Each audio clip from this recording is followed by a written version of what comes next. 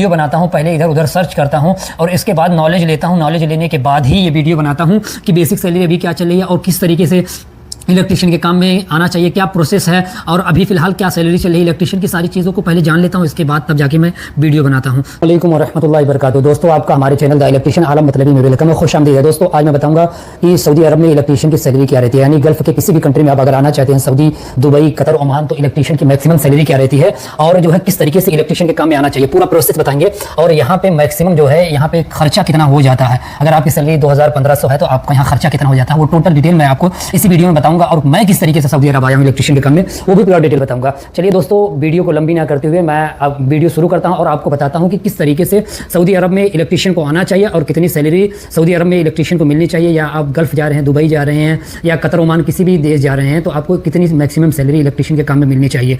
और इलेक्ट्रिशियन के काम में अगर आप आना चाहते हैं तो आपको बेसिक नॉलेज क्या क्या होना चाहिए और किस तरीके से इंटरव्यू दिया जाता है, ये सारा डिटेल मैं आपको इस वीडियो में बताऊँगा। तो चलिए दोस्तों, शुरू करता हूँ। मैं बता दूँ कि जब मैं सऊदी अरब आने के लिए तैयार हुआ था तो दोस्तों मैंने क्या किया था, सबसे पहले जो है मैं लखनऊ में जाकर एक आयशा इंस्टीट्यूट है, वहाँ पे जाकर के इंटरव्यू दिया था। इंटरव्यू देने के बाद जो है टेस्ट होता है, टेस्ट में अगर आप पास हो जाते हैं तो पास होने के बाद वही सर्टिफिकेट लेकर के हमें ऑफिस में देना रहता है। जैसे हमारी ऑफिस दिल्ली भी हो गई, मुंबई भी हो गई, या गोरखपुर हो गई, लखनऊ हो गई, किसी भी ऑफिस में आप जमा कर देंगे। तो फिर वहाँ पे जब वांट आता है, जब वहाँ पे बड़ी बड़ी कंपनियों का वीज़ा आता है कि हमें इलेक्ट्रिशियन की ज़रूरत है, प्लम्बर की ज़रूरत है, तो वहाँ से कॉल आएगा कि आपको फ़ला तारीख को यहाँ पे आना है। वीडियो को लंबी ना करते हुए मैं अब वीडियो शुरू करता हूँ और आपको किस तरीके से आना चाहिए और आने का प्रोसेस क्या क्या है। तो दोस्तों, सबसे पहले क्या किया जाता है कि आपको एक अच्छी ऑफिस ढूंढनी पड़ती है। ऑफिस ढूंढने के बाद आप वहाँ पे जाइए, अपना रिज्यूम, अपना डॉक्यूमेंट जमा करिए। जमा करने के बाद ऑफिस में जब वांट आएगा तो वो आपको फ़ोन करके बुलाएंगे और फ़ोन करके जब बुलाएंगे तो वो टेस्ट करने के लिए बुलाएंगे। टेस्ट एक सर्टिफिकेट होती है कि आपके पास ITI है या इलेक्ट्रिशियन का काम आप कितना जानते हैं, नॉलेज कितना है। तो मैंने जो टेस्ट दिया था, मैं आयशा इंस्टीट्यूट करके है, वो लखनऊ में है, वहाँ जाके मैंने इलेक्ट्रिशियन का टेस्ट दिया था। जब मेरा टेस्ट पास हो गया था तो मैं ऑफिस में भेजा था। ऑफिस में जाने के बाद जो है फिर दोस्तों ऑफिस से फ़ोन आएगा कि आपका फला तारीख को टेस्ट है। तो आप व्यूअर आते हैं, वो आपका टेस्ट लेते हैं, आपका इंटरव्यू लेते हैं। अगर आप इंटरव्यू में पास हो जाते हैं तो आपका सारा डॉक्यूमेंट जमा होकर वो सऊदी ऑफिस में आ जाता है। इसके बाद वहीं से आपकी सैलरी लगती है।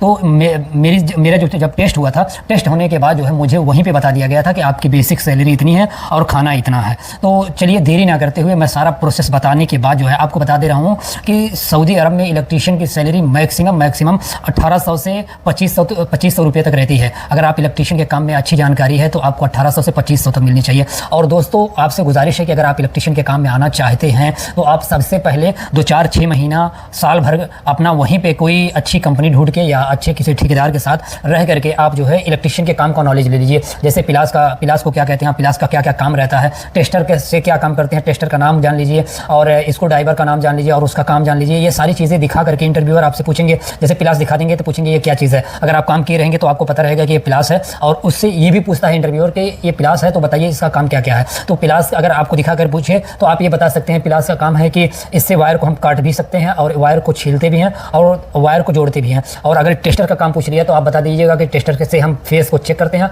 और छोटे जो बोल्ट रहते हैं, नट रहते हैं, उसको हम उसी से टाइट करते हैं। इसको ड्राइवर दिखा के पूछ लिया तो इसको ड्राइवर कितने प्रकार के होते हैं तो इसको ड्राइवर का प्रकार भी पूछ लेता है। कभी कभी इसी तरीके से इंटरव्यूअर के सामने जो भी चीज़ें रखी रहेंगी, इलेक्ट्रिक टूल्स रखा रहेगा, कोई सामान रखा रहेगा, वो सामान दिखा करके वो इंटरव्यूअर टेस्ट के लिए पूछ लेता है कि क्या चीज़ है।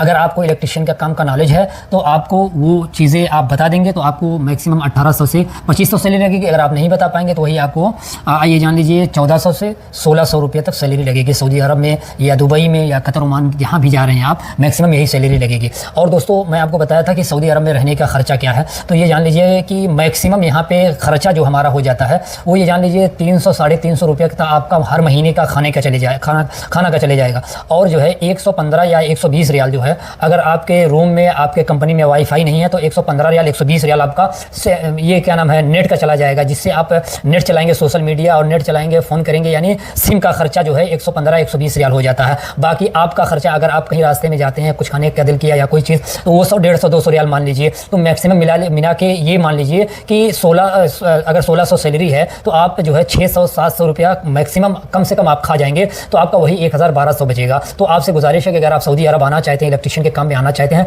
तो सैलरी देख करके आएँ। अगर अच्छी सैलरी हो तभी आएँ, नहीं तो फिर फ़ायदा क्या है आपको सऊदी अरब आने से। जितनी अगर आप यहाँ 20,000 22,000 बचाएंगे सऊदी अरब में रह के, तो उससे अच्छा है तो आप वही पैसा वही काम करके आप मुंबई में भी 20,000 25,000 बचा सकते हैं, दिल्ली में भी वही काम करके बचा सकते हैं, और लखनऊ में भी वही काम करके बचा सकते हैं। तो आप अगर सऊदी अरब में इलेक्ट्रिशियन के काम में आना चाहते हैं तो आपसे गुजारिश है कि आप अपनी बेसिक सैलरी को वहीं से जान लीजिए। जब इंटरव्यू दीजिए तो आप सबसे पहले उससे ये पूछिए कि हमारी सैलरी क्या है। अगर आपको सैलरी 2,000 1800 के करीब में दिखे तो आप सऊदी अरब आइए, नहीं तो आप सऊदी अरब इलेक्ट्रिशियन के काम में मैं तो नहीं राय दूंगा कि आप चले आइए, लेकिन आपकी मजबूरी है, वहाँ अगर काम नहीं चला तो आप सऊदी अरब आ सकते हैं। अगर 2,000 रुपया 2,200 रुपया आपकी सैलरी मिल जाती है तो उससे अच्छा क्या होगा दोस्तों। यहाँ पे ये मान के चलिए मैक्सिमम 600 रियाल आपका खर्चा है। 600 रियाल अगर आपका खर्चा कर देंगे तो वही अगर आपके 1800 सैलरी है तो 1200 बचेगा, और जो है कि 1600 सैलरी है तो 1000 बचेगा, और अगर 2000 से ऊपर है तो आप जान लीजिए अच्छा खासा पैसा बचाएंगे। अगर ओवर टाइम चलेगा तो आपका अच्छा पैसा बचेगा। तो यही प्रोसेस होता है दोस्तों सऊदी अरब आने के लिए। तो मेरी गुजारिश है कि अगर मेरी जानकारी आपको अच्छी लगी हो तो आप मेरी वीडियो को